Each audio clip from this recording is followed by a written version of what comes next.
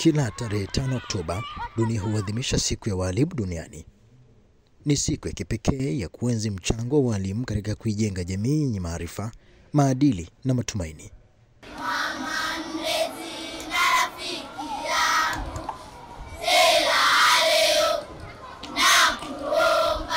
Ikumbuke kwamba bila mwalimu hakuna elimu na bila elimu hakuna maendeleo. Katika makala hii tutawasikia wadau mbalimbali katika elimu wakizungumzia siku ya walimu duniani kwa kuangalia nafasi na thamani ya walimu katika jamii. Tunajaribu kupeleka elimu kwa jamii juu ya umuhimu wa mwalimu na thamani zake. Sasa siku kama hii kwa sisi walimu tunajivunia sana kuwepo, kwa sababu inakuwa kwanza inatupandisha, tunauona ule thamani wetu, na tunaamini hata jamii ikiwa inafikiwa leo siku ya walimu, na sisi tulikuwa tunapenda kabisa siku yenyewe iwe kama siku ya wafanyakazi tu, kwamba ikiwezekana walimu wote wanakutana sehemu moja, wanatulia, wanafanya kama furaha fulani. Elimu ya dini hujenga roho na maadili ya mtu. Walimu na viongozi hawa wa dini huchangia kwa kuimarisha utu, upendo na heshima katika jamii. Wanawakumbusha wanafunzi kwamba elimu bila maadili ni kama taa bila mwanga. Ina historia yake. Kuna watu waliguswa na maisha ya walimu, kwa sababu karibia kila mmoja, hata ninyi vyombo vya habari, mmepita kwenye mikono ya walimu, na hakuna msomi yeyote atakaye simama atutumuke bila kujua thamani ya mwalimu, kuanzia primary, sekondari na hata wanapokuwa vyuoni. Kwa hiyo siku hii ni muhimu sana.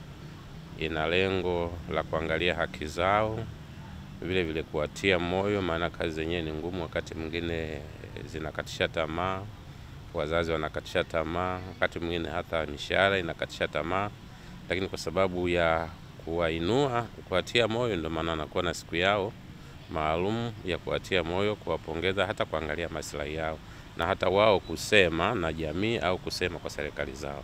Dini ni kitu ambacho kinaandaa maisha ya mtu rohoni, na hatimaye matokeo yake yanaonekana mwilini, kwa sababu mtoto yeyote au kijana yeyote au mfanyakazi yeyote aliyelelewa vizuri na dini yake, amefundishwa kushika amri za Mungu au kumheshimu Mungu, huyo ana tofauti kubwa sana na mtumishi au mwanafunzi ambaye hajahudumiwa kidini. Kwa hiyo sisi kama kanisa vile vile tunatambua umuhimu huo, maana hata Yesu Kristo alisema kwamba waacheni watoto wadogo waje kwangu, msiwazuie. Wanaendaje kwake bila kufundishwa? Na Biblia inatuhimiza vile vile kwamba mlee mtoto katika njia impasayo, naye hata iacha hata atakapokuwa mzee.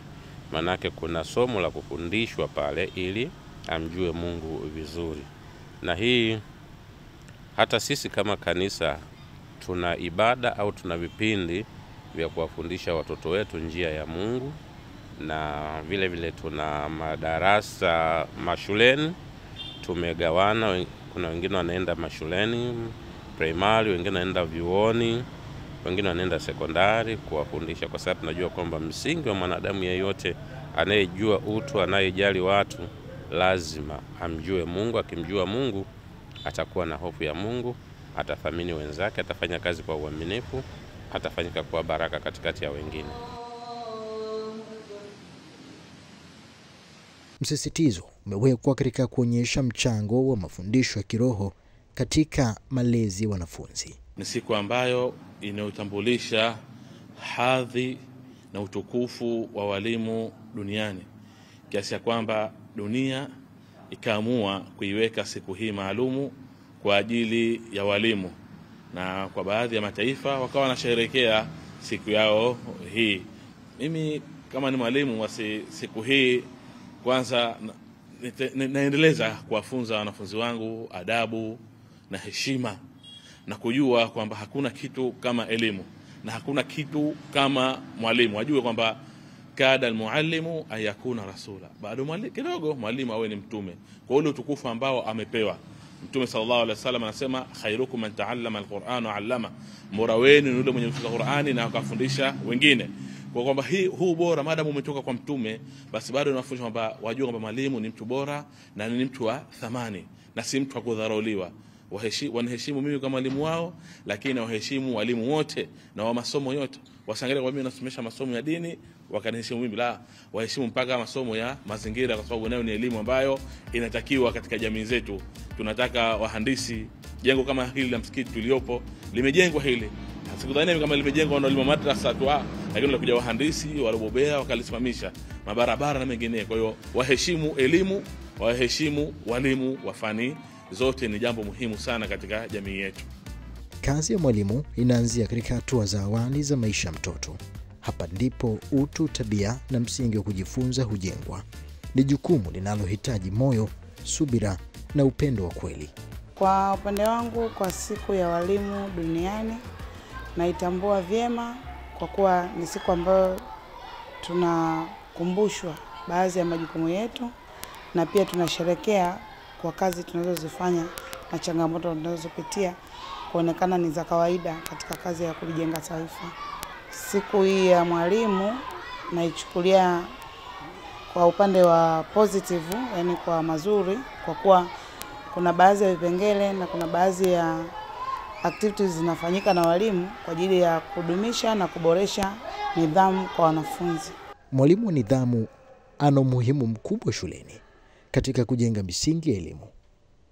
Nidhamu shuleni inahusishwa na namna adhabu hutumika kwa hekima katika kujenga maadili. Kama mwalimu wa nidhamu, ina mchango mkubwa sana katika kuwakuza wanafunzi katika nidhamu, pia kitaaluma, kwa sababu mwanafunzi yoyote kama hana nidhamu, hata taaluma pia lazima iwe chini, kwa sababu nidhamu ndio kila kitu na ndio chachu ya taaluma. Na kwa kuwa lengo letu sisi kama walimu kuwaweka watoto katika position nzuri, wawe walimu kama sisi na wawe na kazi zingine waweze kujenga taifa, na ndio maana tunatumia nguvu nyingi kuimarisha nidhamu ili waweze kudumu katika taaluma zao, hatimaye waweze kuwa watoto wema na waweze kulijenga taifa letu kwa baadaye. Nashauri sana walimu kama walimu tuzungumze sana na watoto kuliko adhabu ambazo zile zinaumiza. Adhabu ambazo nashauri ni adhabu zile ambazo zinamjenga mtoto. Kwa mfano, adhabu ya kumpa mtoto afanye activities fulani kama kupanda maua, adhabu ya kumpa mtoto afanye activities fulani, labda kumpa hesabu afanye, kama alipewa 5 basi kumpa 10. Kwa kuwa wengi wanaona kama ni hesabu ni somo kama gumu, kupitia kumpa hizo hesabu 5 kwake inawezekana kawa faida pia, na wewe mwalimu badala ya kutumia nguvu nyingi kwa ajili ya mtoto yule kwa ajili ya adhabu labda kumpiga, pale utakuwa umemsaidia kwamba unamkeep busy, anakuwa anaweza kufanya zile hesabu kwa ajili ya manufaa yake yeye mwenyewe. Tupende kuzungumza sana na watoto, tukajua changamoto wanazopitia. Kupitia changamoto wanazopitia tutaweza kuwasaidia, na pia badala ya kuwapa adhabu kuwajenga waweze kuwa sisi wanatukimbilia kutupa changamoto zao, basi tuongee nao ili wawe wepesi wa kutufuata ili tuwape namna ya kutatua changamoto ambazo zinawakumba. Mwalimu anasema ni muhimu kuwa na ushiriki wa walimu na wazazi katika ustawi wa mwanafunzi.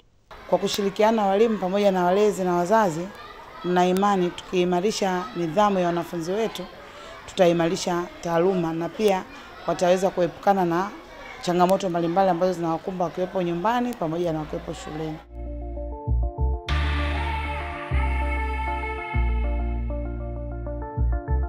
Elimu shirikishi ni msingi wa usawa. Walimu wanaowafundisha wanafunzi wenye ulemavu wa kusikia au kuona hutoa somo muhimu kwamba kila mtoto ana uwezo na kila mtoto anastahili nafasi sawa ya kujifunza. Ni siku ambayo tunakumbuka mambo mengi ambayo kujijua, kujithamini wewe mwalimu kama mwalimu, wewe mwalimu ni nani?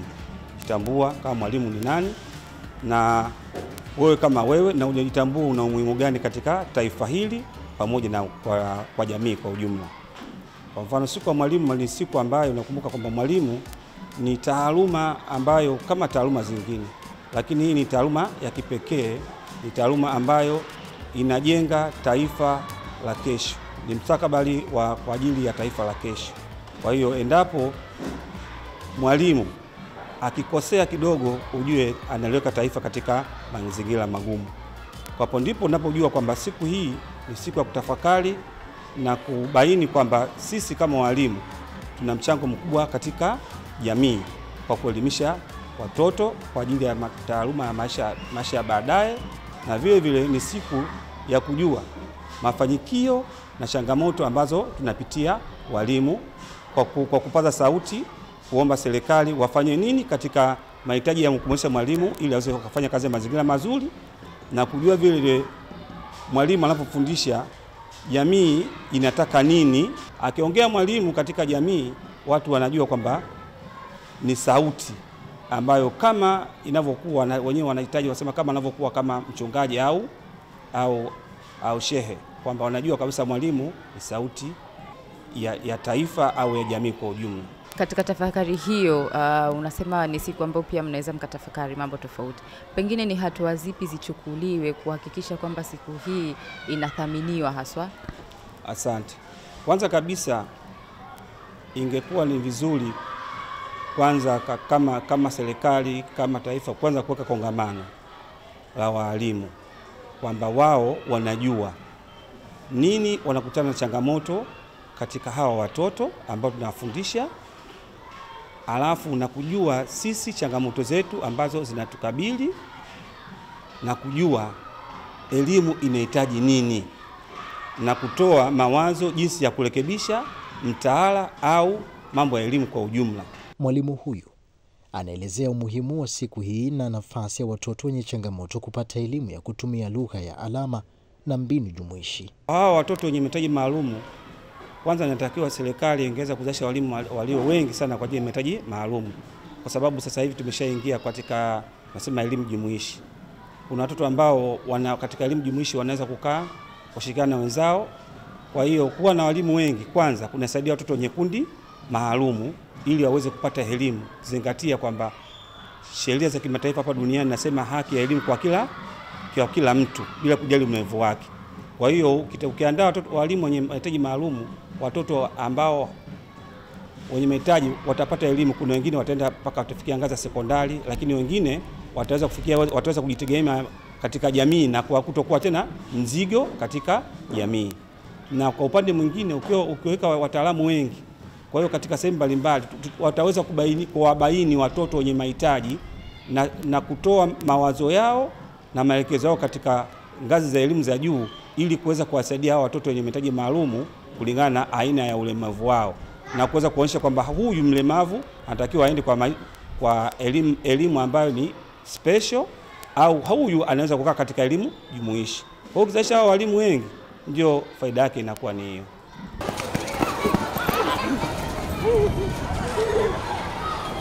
Kwa mwanafunzi, mwalimu ni mwanga wa matumaini. Ni sauti inayowaongoza na bega la kuegemea katika safari ya kujifunza.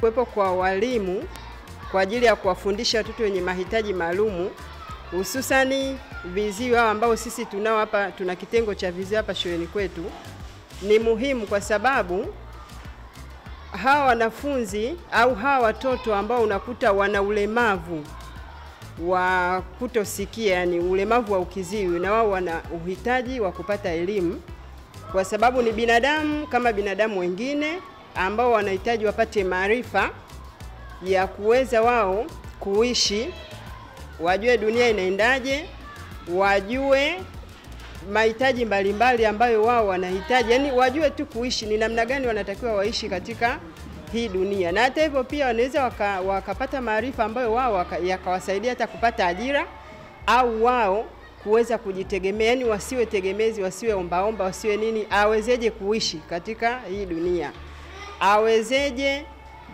kupambana na changamoto za kimaisha yeye kama yeye. Wanahitaji pia wakiwa wakubwa waoe, waolewe nini, yani kwa ujumla waweze kujua maisha ni nini, na vile vile hata kupata ajira wao kwao kama wao kuajiriwa hata serikalini, hata kwa watu binafsi, au yeye mwenyewe kuanzisha hata kampuni, kuanzisha biashara. Kwa hiyo wanahitaji wapate elimu kama binadamu wengine, kwa sababu ni binadamu mwenye mahitaji yale muhimu ambayo na mwingine anahitaji nayo. Wanafunzi hawa wanatambua thamani ya walimu wao kila siku.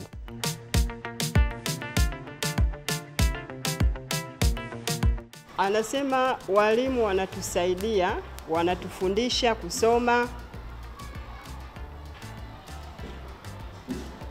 wanatufundisha kuandika, kuhesabu, kuchora picha.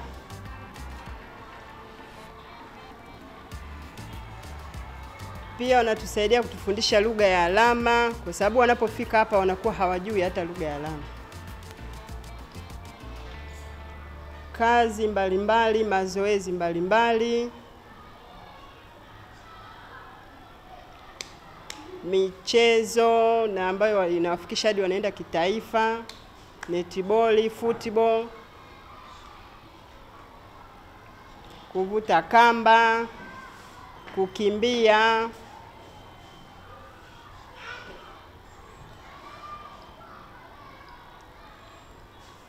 na ule mchezo wa kupiga filimbi hivi,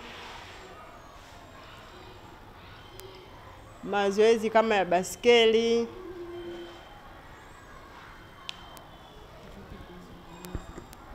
na heshima, yani wanafundishwa pia kuwa na heshima na watoto wadogo.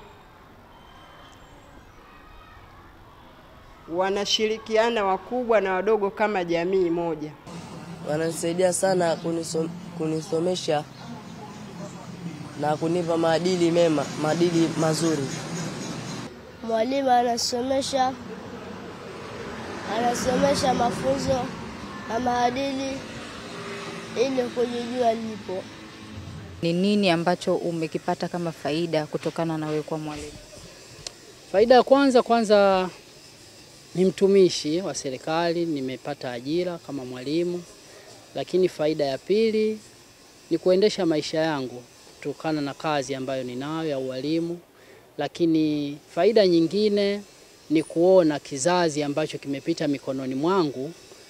Kwa sasa wako watu kwenye maofisi mbalimbali ambao wamepita mikononi mwangu. Wapo wanafunzi mbalimbali ambao wako vyuo vikuu, wako wanafunzi ambao wako shule za kati, wako wanafunzi wako vyuo vya kati, na ambao wapo mpaka sasa bado ni wanafunzi wangu. Kwa hiyo najivunia kutoa kundi kubwa la wanafunzi ambao walipita mikononi mwangu. Hiyo pia ni sifa na ni baraka pia kutoka kwa Mungu. Ndio. Ni miaka mingapi uko kwenye ualimu? Na miaka 14 mpaka sasa hivi katika kazi ya ualimu. Ndio. Unamshauri nini yule ambaye haoni thamani ama mchango wa mwalimu?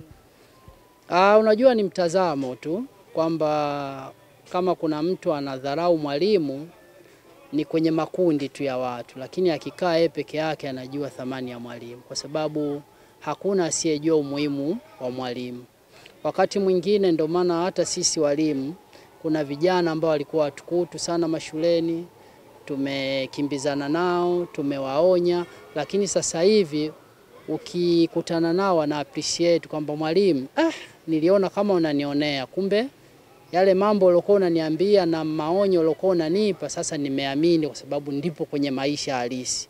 Kwa hiyo ukiona mtu anasema mwalimu hana lolote au kazi ya ualimu, ujue huyo ana yake tu. Lakini kwa kifupi kwamba hakuna asiyethamini mwalimu na asiyejua umuhimu wa ualimu, kwa sababu watu mbalimbali wamepitia mikononi mwa walimu. Hata viongozi wa nchi wenyewe wana appreciate kwa sababu wamefundishwa na walimu. Kwa hiyo mwalimu, hata mimi mwalimu wangu leo nikimuona ni lazima nimnyenyekee, kwa sababu naamini yani yeye kwa namna moja ama nyingine ndio alonipa dira mpaka leo na mimi nakuja kuwa na kazi hii ya ualimu. Katika dunia ya sasa, sayansi na teknolojia ni injini ya maendeleo. Mwalimu wa sayansi hufungua akili za wanafunzi kufikiri kwa ubunifu, kutatua matatizo na kuvumbua mambo mapya. Katika kutafuta dira ya maisha, mwalimu huwa zaidi ya mwalimu. Mwalimu ni kiongozi, mwalimu ni kioo kwa jamii. Kwa hiyo mwalimu anatakiwa awe mstari wa mbele kwa kila jambo. Kwa taaluma, mambo ya nidhamu na mambo mengi kwa ujumla ambayo yanazunguka jamii yetu. Kwa hiyo tunashukuru kwanza na tunafurahi kuonekana kwamba kuna siku pekee ambayo amewekewa mwalimu. Tunathamini sana huo mchango na tunathamini sana hilo wazo kwa kuona umuhimu wa mwalimu na kuwekewa siku maalum. Kwa hiyo mtoto anatakiwa aijue sana hii sayansi ili iweze kumsaidia hata katika maisha yake ya kawaida huko mtaani. Sababu tunapojua kuna changamoto ya swala la ajira, lakini watoto wakijenga ile concept ya kuumba vitu wenyewe na kuvitumia, wanaweza kuwa wabunifu na hata kuweza kutengeneza vifaa vingine ambavyo vinaweza kuwasababishia ajira na kipato kwao. Tunapozungumzia mwalimu, ndio maisha ya mwanadamu. Walimu wana mchango mkubwa sana katika maisha hasa ya mwanadamu. Najua ni wanaelekeza watoto ambao wanazaliwa wakiwa hawajui kusoma wala kuandika, lakini wanapoenda kwa walimu basi wanaanza kufumbua macho kwa kupata ABC za maisha katika nyanja za elimu. Lakini mwalimu pia huyu ni mlezi. Mwalimu pamoja na kufundisha analea. Mwalimu pamoja na kufundisha anatibu. Mwalimu pamoja na kufundisha anashauri. Mwalimu pamoja na kufundisha anafanya kazi nyingi hata za ibada, kwa sababu walimu pia wanafundisha masuala ya imani kwa wanafunzi kwa lengo la kujua dini zao na miungu yao. Kwa hiyo kwa kifupi, mwalimu ana umuhimu mkubwa sana katika maisha ya mwanadamu. Tunapozungumzia hii siku, ni siku kubwa sana kwa mwalimu duniani, na sisi kama walimu tunatambua kwamba kumbe na sisi tunatambulika katika dunia hii. Kwa hiyo hata na sisi tunapata faraja. Unajua, furaha kubwa ya sisi walimu ni kuona mafanikio ya yule unayemfundisha. Siku atakapofanikiwa, basi na wewe unasema huyu alikuwa mwanafunzi wangu na alipita mikononi mwangu. Hiyo sisi ndo amani kwetu. Kwa hiyo tumeichagua hii kazi, tunaifanya hii kazi kwa nidhamu ya hali ya juu, tunaifanya hii kazi kwa nguvu zetu zote kwa lengo la kuendeleza watoto wetu ili na wao waje kuwa watu fulani katika taifa hili. Tunapozungumzia nafasi ya walimu katika jamii, hatuwezi kusahau mfano wa Mwalimu Julius Kambarage Nyerere. Yeye ndiye aliyetufundisha kuwa elimu ni chombo cha ukombozi. Kupitia falsafa yake ya elimu kujitegemea, Nyerere aliweka msingi wa taifa linalothamini maarifa, maadili na utu. Leo hii, kila mwalimu anatembea katika nyayo zake akijenga taifa kwa kalamu na moyo. Unajua, umegusa mahali panapo nani, kwa sababu nimeishi nyakati zake, nimesoma nyakati zake. Yaani nashindwa kutumia lugha nzuri, lakini nikimzungumzia Mwalimu Nyerere nazungumzia mfano wa viongozi wa taifa hili la Tanzania, ambaye unafaulu Mtwara, kazi yako ni kufaulu tu. Kitoka hapo naenda kwa mkuu wa wilaya, unaandikiwa warrant. Ile warrant inakufanya upande ndege, wakati mwingine basi, train, unaenda kusoma wapi? Bukoba, uwe mtu wa Mtwara. Mwalimu Nyerere alianza kuandaa watu kuanzia ngazi ya sekondari ili watu waingiliane kikazi. Ndio maana leo sisi tunafaidi matunda yake. Kwa hiyo yani tulipata kiongozi aliyejenga msingi mzuri kwa taifa letu. Alipambana na zile changamoto za ujinga, maradhi pamoja na umaskini. Kwa hiyo yeye alianza kujenga kwanza kwa kutafuta walimu, kipindi kile tunasema walimu waupe, ambao walimu za msingi kuweza kuzalisha walimu wengi ili kuwapatia elimu. Kwa hiyo aliweka msingi mzuri katika elimu na aliweka maazimio mbalimbali ili kujaribu kuboresha elimu, ambayo leo hii sisi hapa Watanzania wengi tunakuwa na uelewa mwingi na uelewa mpana wa kujua haki zetu za msingi na maendeleo ambayo tunafikia hapa ni yeye pekee yake Baba Taifa ameyaweka. Kama asingeweka msingi wa elimu, sisi taifa letu singekuwa katika mazingira haya. Tunamshukuru sana muasisi baba yetu, kipenzi chetu, na tunamuenzi kwa kufanya yale ambayo alituachia. Tukiwa kama walimu tunajitahidi kwa asilimia kubwa, tunafanya kazi ngumu kwa kiwango kikubwa kwa ajili tu ya kumuenzi baba yetu wa taifa, kwa kuwa yeye alijitoa zaidi. Kwa sisi walimu tuendelee kufanya kazi kwa bidii, tuendelee kutenda haki kwa watoto, kwa kuwa watoto ndio taifa la kesho. Na tukitenda haki kwa watoto na tukifanya kazi kwa bidii, na imani tutatengeneza taifa zuri ambalo tutalitegemea hapo baadaye. Ana mchango mkubwa sana katika swala la elimu, kwa sababu kwanza ni mwalimu au alikuwa mwalimu, lakini pia katika kazi yake ya ualimu alifundisha mengi katika maisha yake akiwa kama mwalimu, na mengi ambayo aliyafundisha kwa sasa tunayaishi. na tunaamini ametoa mchango mkubwa sana, kwa sababu ukiangalia hata mfumo wa maisha aliyouweka wa kuingiliana baina ya jamii moja na nyingine, haya sasa tunayaona. Kwa hiyo Mtwara kwa mfano kama hapa, huwezi kukuta wa Makonde peke yao. Kuna Wachaga, kuna Wazaramo, kuna Wagogo, kuna Wasukuma, na hii ni mfumo ambao aliujenga Mwalimu Nyerere toka miaka hiyo. Ndio maana hata sasa hivi mwanafunzi anaweza akasoma Mtwara, akafaulu hapa, akaenda Mara, akatoka Mara akaenda Kilimanjaro, akatoka Kilimanjaro akaenda Tanga. Kwa hiyo ni mfumo ambao baba wa taifa aliujenga na sisi tumeurithi, tunauendeleza, na huu ndio unaoleta umoja na mshikamano katika nchi yetu. Nyerere saa nyingine anaweza kana labda alikuwa ni mwalimu unamuona kama wa kawaida, lakini ni mwalimu ambaye alikuwa anafundisha nafsi. Yaani unajua kuna kitu kinaitwa nafsi. Yaani inauma kumuona Mtanzania mwenzako yani hana ule utamaduni, ule wito. Kwa hiyo mimi Nyerere ninamkubali katika hilo. Kwanza uzalendo. Ni mzalendo hasa. Sikudanganye mtu. Hasa. Iko cha kwanza. Aliweza kabisa kuiweka ile hali ya nchi kwamba mimi ni mwalimu na mimi napenda nifundishe 1 2 3.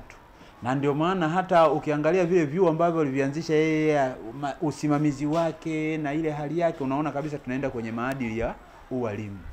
Kwa hiyo Nyerere kama Nyerere, licha tu kuwa baba wa taifa, maono yake yalienda katika kumtunza ule mtoto. Yalienda katika kuangalia Utanzania. Sawa? Ile hali ya umoja. Na walimu wengi tunatakiwa tuige hicho. Walimu ni nguzo ya jamii. Kazi yao huenda kimya, lakini matokeo yake huangaza vizazi vingi. Katika siku ya walimu duniani tunasema hongereni walimu. Kazi yenu ni zaidi ya taaluma, ni huduma, ni moyo na ni urithi unaodumu milele.